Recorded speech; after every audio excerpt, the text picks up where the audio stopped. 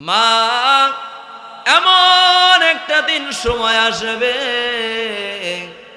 যেই ঘরের দরজা দিয়া লাল বেনারসি শাড়ি পরিয়া যৌবন বানা জীবন নিয়া চেহারা টকবগে নিয়া ঢুকলাম।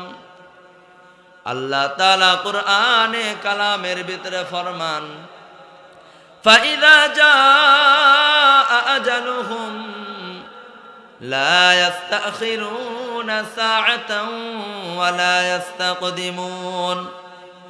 এমন একটা সময় আসবে মা, আজরাইল যখন এসে সামনে উপস্থিত হয়ে যাইবে, একটা সেকেন্ডের সামনে যাওয়ার আমাদের উপায় নাই, একটা সেকেন্ড পিছনে ফেরার কোনো উপায় নাই। আমাকে আপনাকে নির্দিষ্ট টাইমে নির্দিষ্ট স্থানে আজরাইল দেহ থেকে রূহটা বের করে নিয়ে যাবে। ওয়ানাহনু আকরাবু ইলাইহি মিন হাবলিল ওয়ারিদ। গারের শাহরগ যতটা কাছের চেয়ে আজরাইল কিন্তু মৃত্যু আমাদের তত কাছে। আল্লাহ তাআলা কুরআনে কারীমের ভিতরে 28 নম্বর পারার ভিতরে সূরা জুমার ভিতরে আল্লাহ ফরমান, কুল ইন্নাল মাউতাল্লাযী তাফিররুনা মিনহু ফাইন্নাহু মুলাকীকুম। আজরাইল কিন্তু এসে মা আমার আপনার সাথে একদিনে সাক্ষাৎ করবে।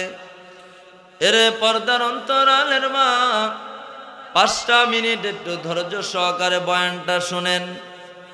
মা, এমন একটা দিন আমারও আসবে আপনারও আসবে, ওই একই ঘরের একই দরজা দিয়া সাদা কাফনের প্যাকেট হইয়া আমাকে আপনাকে কিন্তু বের হতে হইবে। আমি আর আপনি এই শীতের ভিতরে মাটির ভিতরে শুইতে রাজি না, কারণ ঠান্ডা লাগবে। একটা তোষক আছে ঠান্ডা লাগে, 2টা তোষক বানাও। একটা কম্বল আছে ঠান্ডা লাগে, 2টা কম্বল লাগাও। টাকা আছে এয়ার কন্ডিশন লাগাও, ঠান্ডা সহ্য হয় না। গরম আসলে এত গরম ভালো লাগে না, ভালো ফ্যান লাগাও, ভালো এয়ার কন্ডিশন লাগাও।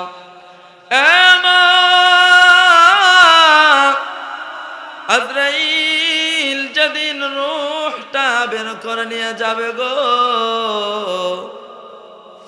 আপনার স্বামী কাঁদবে, আমার স্ত্রী আর নাই।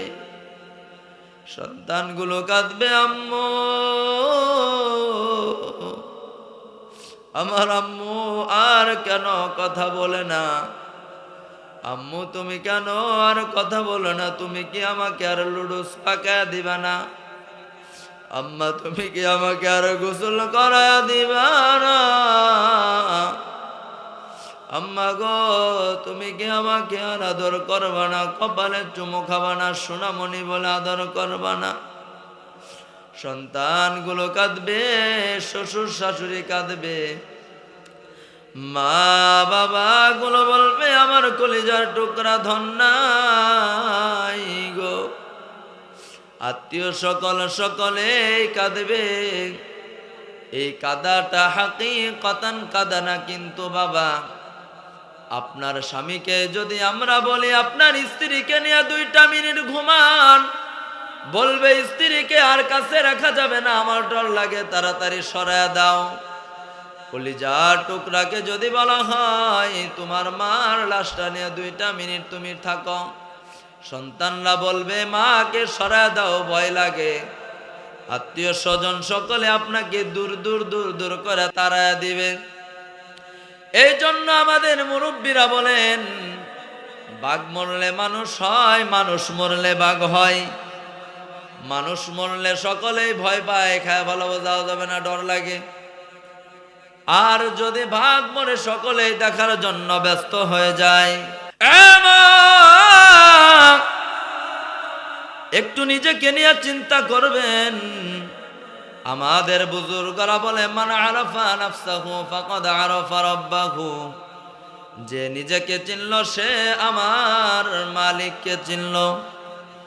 মাঝে মাঝে নিজেকে নিয়ে চিন্তা করবেন। মা গো, যখন রূহটা বের হয়ে যাবে, নিথর দেহটা যখন এই কনকনে শীতের ভিতরে চাটিয়ার উপর একটা কাঁথা দিয়া ডেকে রাখা হবে বা চাদর দিয়া, 5 শ্রেণীতে মানুষ বিভক্ত হয়ে যাইবে।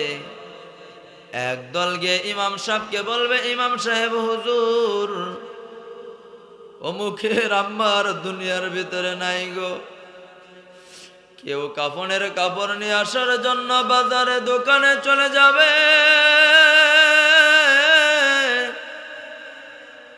কেউ বা গরম পানি বড়ই পাতা দিয়ে করবে রে বাবা, কেউ বা আবার জংলার বাঁশগুলো কাটার জন্য রেডি হয়ে যাবে, কেউ আমার চিরস্থায়ী ঘর অন্ধকার কবর। এ মাঝে কবরের পাশ দিয়ে দিনের বেলা যাইতেও ভয় লাগে, রাত্রের বেলা তো কথাই নাই।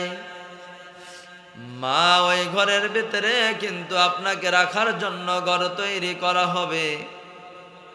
মাগো, একটা জিনিস ভালো করে বুঝবেন, মরার পর যখন মানুষের লাশটা 3টা বাঁধন দেওয়া হয়, মাথার ভিতরে, পেটে এবং পায়ে,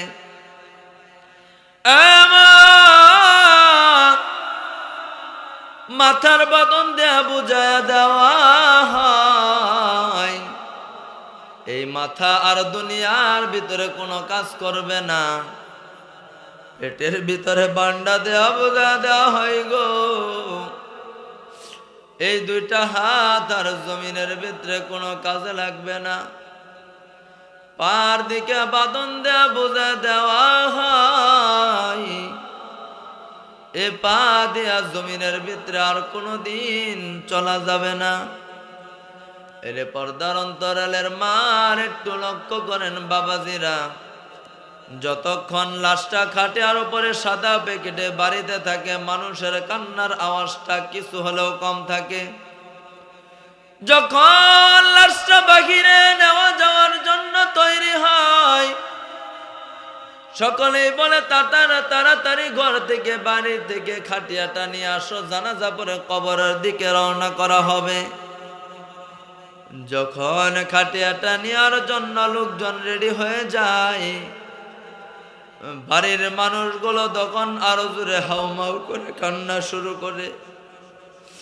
তারা জানে এতক্ষণ পর্যন্ত আমার মা লাশটা আমরা সাদা প্যাকেটে খাটিয়ার উপরে দেখতে পারলাম, এখন এমন একটা ঘরে আমার মাকে ঢুকায় দেওয়া হবে, যে ঘরে মাকে রাখার পর কিয়ামত পর্যন্ত আর আমার মার সাদা কাফনের প্যাকেটেও আমরা দেখতে পারবো না। এরে পর্দার অন্তরালের মা, আমার আর আপনার জানাজা কমপ্লিট হওয়ার পর দিনের বেলাও যদি আমাকে আপনাকে দাফন করা হয়, হাজার হাজার মন মাটি কবরের উপরে চাপায় দেওয়া হয়, দিনের বেলাও কবরটা অন্ধকার হয়ে যায় রাত্রির মতো। আপন যদি ছেলে মেয়ে কবরের, ছেলে সন্তান যদি কবরের ভিতরে নামে, মার কবরে নামার পর লক্ষ্য করে দেখবেন, যদি কেউ আপন জন কবরের ভিতরে নামে বা সন্তান নামে, বাবা অথবা মার মুখের যখন বাঁধনটা একটু খুলে, চেহারাটা দেখে হাওমাও করে কাঁদে। ভাইরা আমার, লক্ষ্য করে শুনুন, আমার আর আপনার মেয়ে যদি মহিলা মাদ্রাসায় পড়ে, তাহলে কি লাভ হয়? আর স্কুলে পড়ালেখা করলে আমাদের সন্তান কি লাভ হয়? ভাইরা আমার, লক্ষ্য করে শুনুন, একটা মেয়ে মহিলা মাদ্রাসায় পড়লে 4টা গুণে গুণান্বিত হয়। কয়টা গুণ? আরো জোরে বলেন, কয়টা গুণ? যে 4টা গুণ স্কুলে পড়লে অর্জন হয় না, কিন্ডারগার্টেন বলেন, প্রাইমারি বলেন, হাই স্কুল বলেন, কলেজ বলেন, ইউনিভার্সিটি বলেন, পিএইচডির জন্য বাহিরে যাক, এরপরে ওই 4টা গুণ অর্জন হয় না। যে 4টা গুণ একটা মেয়ে মহিলা মাদ্রাসায় পড়লে অর্জন হয় সুবহানাল্লাহ। এই চারটা গুণ দ্বারা আল্লাহ তাআলার বান্দি দুনিয়ায় শুধু মুক্তি পাবে তা নয়, দুনিয়ায় যখন সে এই গুণকে ধরে রেখে চলতে থাকবে বাবারা, যখন আজরাইল আলাইহি ওয়াসাল্লাম আসার সময় হয়ে যাবে, আল্লাহ তাআলা বলবেন আজরাইল যাও যাও, আমার বান্দির দুনিয়া থেকে আসার সময় হয়ে গিয়েছে। আজরাইল আসিয়া ওই বান্দিকে জান আগে কবজ করবে না, আগে বলবে সালামুন কাওলাম মির রাব্বির রহিম। আল্লাহু আকবার। আল্লাহ এসে বলবে আল্লাহর বান্দি, আল্লাহ তাআলা তোমাকে সালাম জানিয়েছেন। রে আল্লাহর বান্দি, তুমি দুনিয়াতে এমন ভাবে চলেছ, মহান মালিক তোমার উপর খুশি হয়ে গেছে। মরার পর যখন অন্ধকার কবর, 3.5 হাত ঘর, ডানে মাটি বামে মাটি, সামনে পিছনে উপরে চতুর্দিকে মাটি। আল্লাহর রাসূল ফরমান, যারা নেককার আল্লাহ তাআলার বান্দি, তাদের জন্য এই কবরটা জান্নাতের টুকরা হয়ে যায়। সুবহানাল্লাহ। قال رسول ربي صلى الله عليه وسلم القبر روضة من رياض الجنة أو حفرة من حفر النار। নবীজি ফরমান, কবরটা কারো জন্য জান্নাতের বাগান, কারো জন্য জাহান্নামের গর্ত। বাবারা, এ পর্যন্তই নয়, বান্দি কবরের ভিতরে থাকবে আরামায়েশে জান্নাতের পরিবেশে। হাসরের ময়দানে যখন উঠবে, আল্লাহ তাআলা চিন্তামুক্ত করে তাকে উঠাবেন, ডান হাতে তাকে আমলনামা দিবেন। আল্লাহর নবী, বিশ্ব নবী, রাহমাতাল লিল আলামিনের পবিত্র হাত মোবারক দ্বারা হাউজে কাউসারের পানি পান করবে। শুধু এ পর্যন্ত নয়, ওই আল্লাহর বান্দিটা বিনা হিসেবে জান্নাত পর্যন্ত পৌঁছে যাবে। সুবহানাল্লাহ। তাহলে আমার আপনার মেয়ে কি গুণ অর্জন করতেছে কিছুটা বুঝতে পারলাম। গুণগুলা তো বুঝি নাই, গুণগুলা শুনছি, কিছু ফায়দা শুনলাম। ভাইয়েরা আমার, লক্ষ্য করে শুনুন, মহিলা মাদ্রাসায় আমার আপনার সন্তান যদি পড়ে, 1 নাম্বার ফায়দা, লাভ এবং গুণ যেটা অর্জন হয়, সেটা হলো আমার আপনার সোনামণি কলিজার টুকরা মেয়েটা মহান রব্বুল আলামিনের আশিকা হয়ে যায়। সুবহানাল্লাহ। কোন মহান রব্বুল আলামিনের কালাম শিখে 1 নাম্বার গুণ, মহিলা মাদ্রাসায় পড়লে সহিভাবে কোরআন শিক্ষা দেওয়া হয়, করা যায়। বলেন তো, কোরআন সহি দরকার আছে না নাই? দরকার আছে। কোরআন সহি হলে কি লাভ? মাসআলার ভিতরে লেখা হয়, নামাজ কবুল হওয়ার প্রথম শর্ত কি বলেন তো? সহি শুদ্ধ কেরাত পড়া। সহি শুদ্ধ কি পড়া? আপনি সূরা কম জানেন, সমস্যা নাই, সহি হওয়া শর্ত জরুরি, ঠিক কিনা বলেন? আপনাকে মাস্ট বি 5টা সূরা মুখস্থ সহি শুদ্ধভাবে থাকতেই হবে। কয়টা সূরা? সূরা ফাতিহা 1 নাম্বার, এরপর আর 4টা সূরা, এরপর আর কয়টা? আপনার যদি সহি না হয়, লাহনে জলে লাহনে খফি, ওয়াজিব গুন্না কারে কয়, মদ মুদ টান টুন, 1 আলিফ 2 আলিফ 3 আলিফ 4 আলিফ, এই সেই ওয়াকফ লিনে হরফ মদ্দেলিন কিছুই যদি আপনি না জানেন, কিয়ামত পর্যন্ত নামাজ পড়লে একুক্ত কবুল হবে না। আপনি বলুন, হুজুর আমি মূর্খ সুর্খ মানুষ, কোনে শিখবো কোনে পড়বো? সারাটা দিন আপনি সময় পান কাজ করতে। সকালে গরু বের করেন, হ্যাঁ এই করেন সেই করেন, কত কাজ, 24টা ঘন্টা আল্লাহ তাআলা আপনাকে দিয়েছে। 24 ঘন্টা আপনার কাছে ব্যয় করেন, 1টা ঘন্টা আল্লাহকে দিবেন, এটা সুযোগ হয় না। এই জন্য বাবারা 5টা সূরা আমাদের মুখস্থ আছে না নাই? যাদের আছে আমরা সহিহ করব, ঠিক কিনা বলেন? যাদের নাই আমরা শেখার জন্য চেষ্টা করব, ঠিক কিনা বলেন? আল্লাহ তৌফিক দান করুন, সকল বলে আমিন। 1 নাম্বার গুণ, আমার আর আপনার কলিজার টুকরা যদি মহিলা মাদ্রাসায় পড়ে সহিহ কোরআনওয়ালার একটা গুণ তার ভিতরে ঢুকে যায়, বাবার আমরা তো নিজেও কোরআন পড়তে পারি না, কোরআন শুনতেও আমরা চাই না। আমার মেয়ে কোরআনে হাফেজা হইতেছে, আমার মেয়ে আলেমা হচ্ছে। হাফেজা কারে কয়, আলেমা কারে কয় বুঝি আমরা? খালি তো দিয়া রাখছে আল্লাহর ফি সাবিলিল্লাহ, মরুক আর বাসুক করতে থাক, মরুক আর বাসুক কি করতে থাক।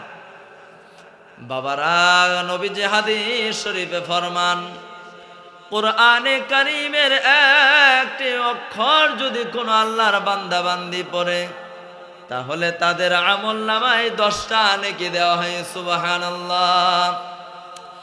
قال رسول النبي صلى الله عليه وسلم من قرأ حرفا من كتاب الله فله به حسنة والحسنة بعشر أمثالها لا أقول ألف لام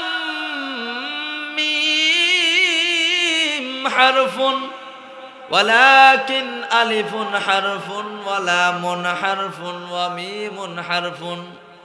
বিশ্ব নবী মায়ার নবী রাহমাতাল লিল আলামিন হাদিস শরীফে ফরমান, কোরআনে কালামের যদি কেউ একটা অক্ষর পড়ে, তাহলে ওই বান্দা বান্দির আমল নামায় 1টা নেকি দেওয়া হয়। ওই 1টা নেকি অন্য 10টা নেকির বরাবর। সুবহানাল্লাহ। তাহলে কেউ যদি আলিফ পড়ে, তাহলে তার আমল নামায় 10টা নেকি দেওয়া হয়। সুবহানাল্লাহ। ভাইয়েরা আমার, আমরা কোরআন পড়তে পারি না, আমাদের মেয়ে মহিলা মাদ্রাসায় পড়ে কোরআনে হাফেজা হইতেছে, আলেমা হইতেছে। বন্দে যখন বাড়িতে যাবে তখন বলবো, মা আমি তো মূর্খ সূর্খ মানুষ, আমার বাবা মা আমাকে মাদ্রাসায় পড়ায় নাই, তুমি মাদ্রাসায় পড়ো মা, একটু আমাকে কোরআন তিলাওয়াতটা শোনাও। তাহলে এর দ্বারা 2টা ফায়দা। 1 নাম্বার ফায়দা হলো কোরআন শুনলে নেকি হয়।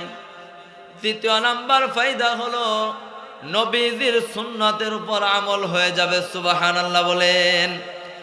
আল্লাহর নবী, বিশ্ব নবী, মায়ার নবী মাঝে মাঝে সাহাবীদেরকে বলতেন, সাহাবীরা রে আমাকে একটু কোরআন শোনাও। সাহাবীরা বলতো, ইয়া রাসূলুল্লাহ, ইয়া হাবিবাল্লাহ, আপনার উপরেই তো কোরআন নাজিল হয়েছে, আপনাকে আমরা কি কোরআন শোনাবো? আল্লাহর রাসূল বলেন, আমার শুনতে মনে চায়। নবীজি সাহাবীদের কাছ থেকে কোরআন শুনতেন, আর বিশ্ব কাফের বেঈমানরা, মুনাফিকরা নবীজির কোরআন তেলাওয়াত চোরের মতো গিয়ে গিয়ে শুনতো। আল্লাহর নবী কোরআন তেলাওয়াত করে কাবা চত্বরে, নবীজি এত সুন্দর, নবীজির চেহারায় কাবা আলোকিত হয়ে যায়, কাবার দেওয়াল আলোকিত হয়ে যায়। একদিন রাত্রের বেলা আবু জেহেল শীতের কনকনে রাতে কম্বল মুড়ি দেয়া চোরের মতো ঘর থেকে বের হইতেছে। তার বিবি হলো হিন্দা, অত্যন্ত চালাক। হিন্দা বলে, পানির স্বামী গো, রাত বাজে 2টা 2:30, এই সময় কোঠায় নেতৃত্ব দেওয়ার জন্য যান। বুঝেন নাই? আয় তা 2:30 সময় আপনি ঘর থেকে চোরের মতো বেরোন কম্বল গায়ে দেয়া। স্ত্রী বলবো না যে কই যাইতেছে না, তোরে দে চুরি টুরি করা যান নাকি? আবু জেহেল বলে, এই চুপ থাক, সব কথাই বলবো নাকি? তোকে সব কথাই আমার বলতে হবে। হিন্দা বলে, প্রাণের স্বামী আমি জানি আপনি কোথায় যান। মুহাম্মদ কাবা চত্বরে কোরআন পড়ে আপনি শোনার জন্য চোরের মতো যান। আবু জেহেল বলে, স্ত্রী চুপ থাক, দিনের বেলা আইন জারি করেছে, যারা মুহাম্মদের কোরআন শুনবে তাদের কল্লা কেটে ফেলা হবে। আবার যদি আমার লোকেরা জানে আমি কোরআন শোনা নিষেধ করি, আবার আমি যেতে আমাকে সাইজ করবে। এরে বিবি মুহাম্মদ যখন কোরআন পড়ে রে, কোরআন তেলাওয়াতের আওয়াজটা যখন আমার কানে আসে, আমার কলিজাটা ছিঁড়ে যায়। যে পর্যন্ত আমি কাছে গিয়ে কোরআন না শুনি, ওই পর্যন্ত আমার দিলের ভিতরে তৃপ্তি আসে না। কাফের বেঈমানরা হয়েও নবীজির কোরআন শুনছে, আল্লাহু আকবার। আর আমরা মুসলমান কোরআনের সাথে সম্পর্ক নাই। এরা পর্দার অন্তরালের মা, আজকে আপনাদেরকে উদ্দেশ্য করে ওয়াজ মাহফিলের আয়োজন। মাগো একটু ভালো করে শুনবেন, ভালো করে লক্ষ্য করবেন। আরে আল্লাহর বান্দি, আমরা এখন কি অবস্থানে কিভাবে দিন কাটাই? আমাদেরকে আল্লাহ তাআলা 24 ঘন্টা সময় দিয়েছে। এরা পর্দার অন্তরালের মারা, গল্প গুজব বাদ দিয়ে গুনাহগারের 5টা মিনিট কথাটা শুনেন, দেখেন দিলটা নরম হয় নাকি? 2টা ফোঁটা চোখের পানি জমিনে পড়ে নাকি? এর পর্দার অন্তরালের মারা, 24টা ঘন্টা আল্লাহ তাআলা আমাকে আপনাকে দিয়েছেন। 24টা ঘন্টার ভিতরে 1টা ঘন্টা আমরা আল্লাহকে দিতে পারি না। এর পর্দার অন্তরালের মা, আমার স্বামীকে আমি সময় দেই, আমার সন্তানকে আমি সময় দেই, আমার শ্বশুর শাশুড়িকে আমি সময় দেই, আমার বন্ধু বান্ধবীদেরকে আমি সময় দেই। আমি টিভি দেখার জন্য আমার সময় আছে, মোবাইলে চ্যাট করার জন্য মোবাইল দেখার আমার সময় আছে। মহান রব্বুল আলামিন যে 5 ওয়াক্ত নামাজ আমাকে দিয়েছেন, ফজর, যোহর, আসর, মাগরিব, এশা, 5 ওয়াক্ত নামাজ পড়তে 1 ঘন্টাও লাগে না। এর পর্দার অন্তরালের মা, আমি আর আপনি যদি 1টা ঘন্টা আমার মাওলাকে দেই, তাহলে আল্লাহ তাআলা আপনাকে আমাকে জান্নাতের বান্দি হিসেবে কবুল করবেন। সুবহানাল্লাহ। এমন 1টা ঘন্টার সময় আল্লাহকে দেওয়ার জন্য আমার হয় না। কার নিশায় পরে চলতেছেন, কোন দিকে চলতেছেন? মা, একটু দিনের কান দিয়ে কথাগুলো শুনেন। একদিন আপনার স্বামীর হাত ধরিয়া ইজাব কবুল সাক্ষীর মাধ্যমে আপনার মা বাবা, আত্মীয় স্বজন, আপনার বোন, আপনার ভাই সব ফালায়া দিয়া অপরিচিত একটা ছেলের হাত ধরিয়া তার বাড়ির সামনে এসে উপস্থিত হয়ে গেলেন। একই ঘরের দরজা দিয়ে আপনার স্বামী আপনি প্রবেশ করলেন। আপনার রূপ লাবণ্য দেখার জন্য হাজারো মহিলা এসে ভেঙে চুরে আপনার সামনে এসে পড়ল। কত মানুষ আপনাকে শরবত খাওয়ালো, কত মানুষ আপনাকে মিষ্টি, কত রঙের রঙের খাওয়ালো। লাল বেনারসি শাড়ি পরিয়া স্বামীর হাত ধরিয়া ঘরের ভিতরে দরজা দিয়ে ঢুকে গেলেন। আপনার শাশুড়ি পাড়া প্রতিবেশী মহিলাদেরকে বলে, আমাদের বাড়িতে যায় গো, আমার পুতকে আমরা বিবাহ করাই নিয়ে আইছি। আমার পুতের বউটা দেখতে অনেক সুন্দর, মাশাআল্লাহ। মা, এমন একটা দিন সময় আসবে, যেই ঘরের দরজা দিয়া লাল বেনারসি শাড়ি পরিয়া যৌবন বানা জীবন নিয়া চেহারা টকবগে নিয়ে ঢুকলাম, আল্লাহ তাআলা কুরআনে কালামের ভিতরে ফরমান, ফাইদা জাআ আজালুহুম লা ইস্তাখিরুনা সাআতান ওয়া লা ইস্তাকদিমুন। এমন একটা সময় আসবে মা, আজরাইল যখন এসে সামনে উপস্থিত হয়ে যাইবে, একটা সেকেন্ডের সামনে যাওয়ার আমাদের উপায় নাই, একটা সেকেন্ড পিছনে ফেরার কোনো উপায় নাই। আমাকে আপনাকে নির্দিষ্ট টাইমে নির্দিষ্ট স্থানে আজরাইল দেহ থেকে রূহটা বের করে নিয়ে যাবে। ওয়া নাহনু আকরাবু ইলাইহি মিন হাবলিল ওয়ারিদ। গারের শাহরগ যতটা কাছের চেয়ে আজরাইল কিন্তু মৃত্যু আমাদের তত কাছে। আল্লাহ তাআলা কোরআনে কারীমের ভিতরে 28 নম্বর পারার ভিতরে সূরা জুমার ভিতরে আল্লাহ ফরমান, কুল ইন্নাল মাউতাল্লাযী তাফিররুনা মিনহু ফাইন্নাহু মুলাকীকুম। আজরাইল কিন্তু এসে মা আমার আপনার সাথে একদিন সাক্ষাৎ করবে। এরে পর্দার অন্তরালের মা, 5টা মিনিট একটু ধৈর্য সহকারে বয়ানটা শুনেন।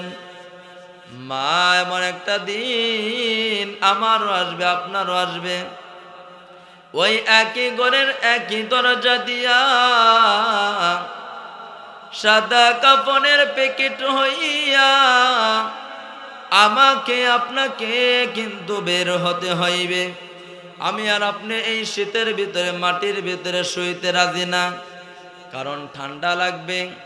একটা তোষক আছে ঠান্ডা লাগে, 2টা তোষক বানাও। একটা কম্বল আছে ঠান্ডা লাগে, 2টা কম্বল লাগাও। টাকা আছে এয়ার কন্ডিশন লাগাও, ঠান্ডা সহ্য হয় না। গরম আসলে এত গরম ভালো লাগে না, ভালো ফ্যান লাগাও, ভালো এয়ার কন্ডিশন লাগাও।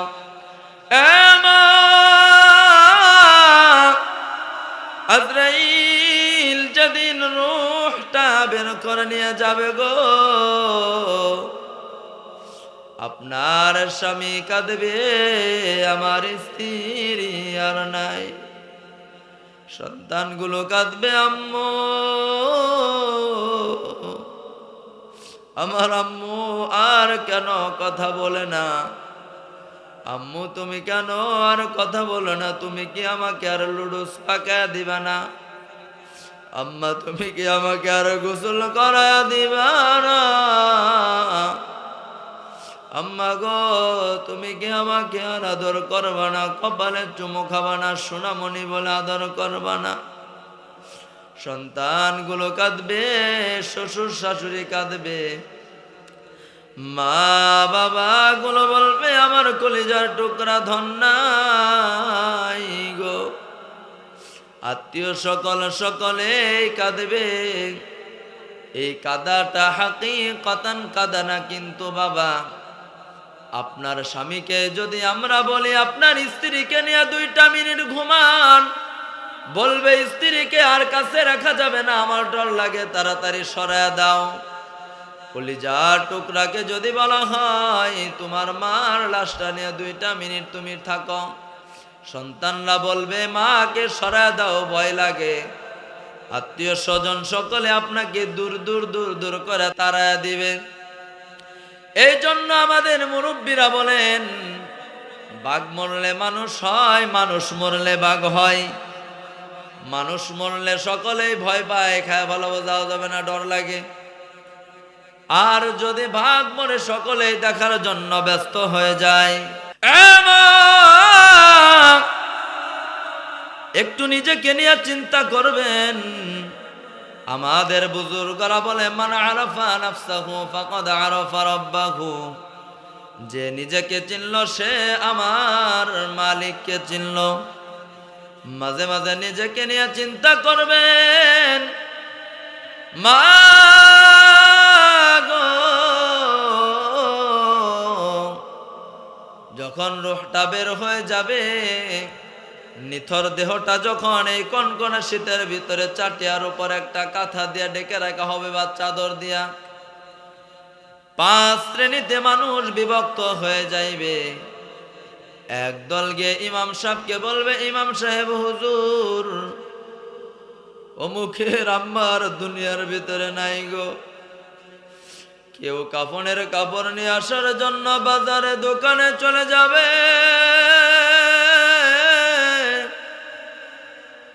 কেউ বা গরম পানি বড়ই পাতা দিয়ে করবে রে বাবা,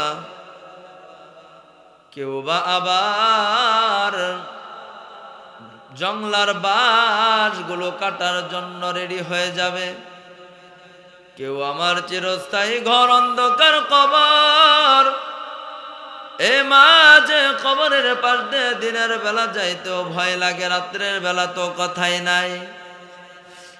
মা ওই ঘরের ভিতরে কিন্তু আপনাকে রাখার জন্য ঘর তৈরি করা হবে। মাগো একটা জিনিস ভালো করে বুঝবেন, মরার পর যখন মানুষের লাশটা 3টা বাঁধন দেওয়া হয়, মাথার ভিতরে, পেটে এবং পায়ে,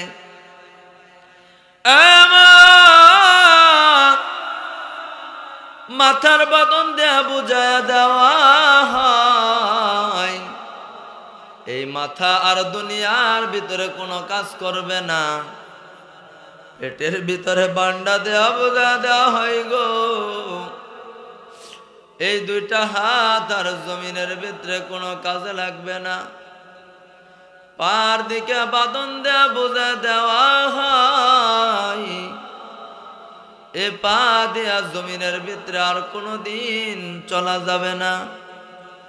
এরে পর্দার অন্তরালের মার একটু লক্ষ্য করেন বাবাজিরা, যতক্ষণ লাশটা খাটে আর উপরে সাদা প্যাকেটে বাড়িতে থাকে, মানুষের কান্নার আওয়াজটা কিছু হলেও কম থাকে। যখন লাশটা বাহিরে নেওয়া যাওয়ার জন্য তৈরি হয়, সকলেই বলে তাড়াতাড়ি ঘর থেকে, বাড়ি থেকে খাটিয়াটা নিয়ে আসো, জানাজা পরে কবরের দিকে রওনা করা হবে। যখন খাটিয়াটা নেওয়ার জন্য লোকজন রেডি হয়ে যায়, বাড়ির মানুষগুলো তখন আরো জোরে হাউমাউ করে কান্না শুরু করে। তারা জানে এতক্ষণ পর্যন্ত আমার মা লাশটা আমরা সাদা প্যাকেটে খাটিয়ার উপরে দেখতে পারলাম, এখন এমন একটা ঘরে আমার মাকে ঢুকায় দেওয়া হবে, যে ঘরে মাকে রাখার পর কিয়ামত পর্যন্ত আর আমার মার সাদা কাফনের প্যাকেটেও আমরা দেখতে পারবো না। এরে পর্দার অন্তরালের মা, আমার আর আপনার জানাজা কমপ্লিট হওয়ার পর দিনের বেলাও যদি আমাকে আপনাকে দাফন করা হয়, হাজার হাজার মন মাটি কবরের উপরে চাপায় দেওয়া হয়, দিনের বেলাও কবরটা অন্ধকার হয়ে যায় রাত্রির মতো। আপন যদি ছেলে মেয়ে কবরের, ছেলে সন্তান যদি কবরের ভিতরে নামে, মার কবরে নামার পর লক্ষ্য করে দেখবেন, যদি কেউ আপন জন কবরের ভিতরে নামে বা সন্তান নামে, বাবা অথবা মার মুখের যখন বাঁধনটা একটু খুলে, চেহারাটা দেখে হাওমাও করে কাঁদে, বাবার কপালে চুমা দেয় সন্তান, মার মুখটা আদর করে একটু হাতে দেয়, চুমু খায়। সন্তান জানে আমার মা, আমার বাবা কেমন একটা। আপনার মেয়ে মাদ্রাসায় পড়ে, আপনি কেন বেপরদায় চলেন? আপনার মেয়ে মাদ্রাসায় পড়ে, আপনার ঘরের ভিতরে কেন টিভি চলে? আপনার মেয়ে মাদ্রাসায় পড়ে, আপনি কেন পরপুরুষের সাথে দেখা করেন? আপনার মেয়ে মাদ্রাসায় পড়ে, আপনার বাড়িটা কোনো পর্দায় নাই? আপনার মেয়ে মাদ্রাসায় পড়ে, আপনি কেন সিরিয়ালের ভিতরে দেখার জন্য লিপ্ত? আল্লাহর হুকুম মানেন, নবীর তরিকায় চলেন, দুনিয়াতেও শান্তি আসবে, মরণের কালেও জান্নাতের সুসংবাদ পাবেন। এই জন্য বাবাজিদেরকে বলবো, বাবারা, আমার আর আপনার মেয়ে মাদ্রাসায় পড়ে কেন আমার মুখে দাড়ি নাই? আমার মেয়ে মাদ্রাসায় পড়ে কেন আমার ঘরে টিভি? আমার মেয়ে মাদ্রাসায় পড়ে আমি কেন টাকনুর নিচে কাপড় পরিধান করে পরিধান করে চলাফেরা করি? আপনি প্যান্ট পরেন, লুঙ্গি পরেন, নিষেধ নাই, কিন্তু টাকনুর উপরে উঠান। ক্বালা রাসূলুল্লাহ সাল্লাল্লাহু আলাইহি ওয়াসাল্লাম, মা আসফালা মিনাল কা'বাইনি মিনাল ইজারি ফিন্নার।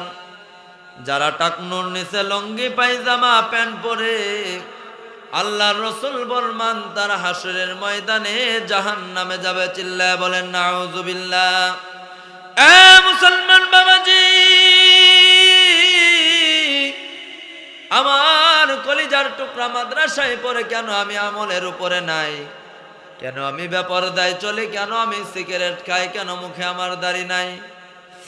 আপনার মেয়ে দিন শিখতেছে, নবীর ওয়ারিস হইতেছে, এত বড় দামি সম্পদ আপনার মেয়ে অর্জন করতেছে, কিন্তু আপনি কেন দিনের উপর চলেন না? বাবা, মরার পরে আপনার কবরে আপনি যাবেন, আপনার স্ত্রী যাবে না। আপনার কবরে আপনি যাবেন, আপনার সন্তান যাবে না। আপনার কবরে আপনি যাবেন, আপনার কবরে আপনার ভাই যাবে না, কেউ যাবে না। যার যার কবরে তাকেই যাইতে হইবে। যার যার কবরের হিসাব কিন্তু তাকেই দিতে হবে, অন্য কেউ ভাগীদার হবে না। দুনিয়ায় সুখে থাকার জন্য সকাল থেকে নিয়ে সন্ধ্যা পর্যন্ত হাড় ভাঙ্গা আমরা মেহনত করি, কিন্তু এই হাড় ভাঙ্গা মেহনতের যে একটা ফসল সুখ আসে, সুখ, আমার কষ্টের সুখের বাগে আমি হয়, আমার স্ত্রী হয়, আমার সন্তান হয়, আমার ভাই হয়, আমার আত্মীয় স্বজন পাই। কিন্তু বাবাজি, কবরের যে সুখের বাগি, এটা শুধু আমি পাবো, অন্য কেউ পাবে না। এই জন্য আমার আপনার মেয়ে মাদ্রাসায় পড়লে 1 নাম্বার গুণ যেটা অর্জন করতেছে আমার সোনামণিরা, সেটা হলো আল্লাহ তাআলার কালাম সে সহিভাবে শিখতেছে। সে একজন আল্লাহ তাআলার কালামের আশিকা হইতেছে। চিল্লায় সুবহানাল্লাহ বলেন। ভাইরা আমার, আল্লাহ রাসূল ফরমান, তুমি আলেম হও না হয় আলেমের ছাত্র হও, আলেমকে মোহাব্বত করনেওয়ালা হও। 3 নাম্বার, আলেম তুমি বিদ্বেষী হয় না, ঠিক কিনা বলেন? আলেম হও, নাহলে আলেমের ছাত্র বনে যাও, মোহাব্বত করো, শত্রুতা করিও না। তুমি কোরআনকে যদি মোহাব্বত করো, কোরআনকে যদি তুমি ভালোবাসো, কোরআনওয়ালাকে যদি তুমি ভালোবাসো, তাহলে হাসরের ময়দানে তুমি তাদের সাথে উঠবে। সুবহানাল্লাহ। মাদ্রাসায় যে সমস্ত বোর্ডিং এ পাক করে বাবুর্চি, তারাও জান্নাতে যাবে। কিতাবের ভিতরে ঘটনা লেখা হয়, এক বাবুর্চি কষ্ট করে খানা পাকা ছাত্রদের দেয়, ছাত্ররা তাকে গরু গরু বলে খাবায়। নরম সহজ সরল মানুষ। একদিন এত বৃষ্টি হয়েছে, লাকড়িগুলো ভিজা শুকনা, কষ্ট করিয়া পাক করিয়া যখন খানাটা নিয়ে ছাত্রদের সামনে যাইতেছে, ছাত্ররা বলে, এই গরু, সবাই বলতেছে, এই গরু কেন খানা দেরি করে নিয়ে আসলি? বাবুর্চির রাগ হয়ে গেছে, মুহতামিম সাহেবকে গিয়া বলতেছে, এই মাদ্রাসায় যা পড়ান সব বেয়াদব, আমি এখানে চাকরি করব না। বাবার এই কথা বলিয়া মুহতামিম সাহেবের কাছ থেকে চাকরি ছেড়ে দিয়া রাত্রে আইসা ঘুমায় গেছে বাসায়। রাত্রির বেলায় যখন ঘুমাই, রাত যখন গভীর হয়ে গেল, 3টা, 3:30, 4টার দিকে শীতের রাত্রে মুহতামিম সাহেবকে ডাকতেছে, ওঠেন হুজুর ওঠেন। কে তুমি? আমি বাবুর্চি গরু। তুমি না চাকরি ছাইরা দিয়ে চলে গেলা, আবার কেন এসে বলতেছ চাকরি আমি করব? হুজুর, এতদিন আবেগের সাথে দেখে দেখে চাকরি করছি, কিন্তু আজকে আমার ঘুমে দিলের চোখ খুলে গেছে। যতদিন আমি দুনিয়াতে বেঁচে থাকবো, ততদিন আমি তালবে ইলমদের খেদমত করব। হুজুর বললেন, তুমি কি দেখেছো আমাকে বলো। হুজুর, রাত্রির বেলা যখন আমি ঘুমায় গেলাম, গভীর রজনীতে আমি স্বপ্নে দেখতেছি কিয়ামত কায়েম হয়ে গিয়েছে, সকলে জাহান্নামে, কেউ কেউ জান্নাতে রওনা হয়ে গেছে। আমি গুনাহগার জাহান্নামের কিনারায় দাঁড়ায় দেখতেছি, চুলের মতো চিকন, হীরার মতো ধার, এমন একটা ফুলসিরাতের পারে আমি দাঁড়ায় কাঁদতেছি, আল্লাহ তুমি যদি রহম না করো, কেউ আমাকে পার করতে পারবে না। হঠাৎ তাকায় দেখি তালবে ইলম ছাত্ররা, কোরআনের আশিকরা যখন ফুলসিরাতের কুলের সামনে এসে গেছে, চুলের চেয়ে চিকন হীরার চেয়ে ধার ফুলসিরাতের পুলটা বিশ্ব রুটের মতো বড় হয়ে গেছে। সুবহানাল্লাহ। বাবুর্চি কেঁদে বলে, হুজুর, ছাত্ররা দেখতেছি দৌড়ে দৌড়ে জান্নাতের ভিতরে কোরআনের আশিকরা, কোরআনের প্রেমিকরা ঢুইকা যাইতেছে। আমি গরু চোখের পানি ফেলে কান্দি, আমাকে নেওয়ার মতো কি কেউ নাই? যারা কোরআন পড়ে তারা তো আল্লাহ তাআলার কালাম পড়ে, আল্লাহর আশিক। যারা উলামায়ে কেরামেরা নায়েবে নবী, নবীর ওয়ারিস।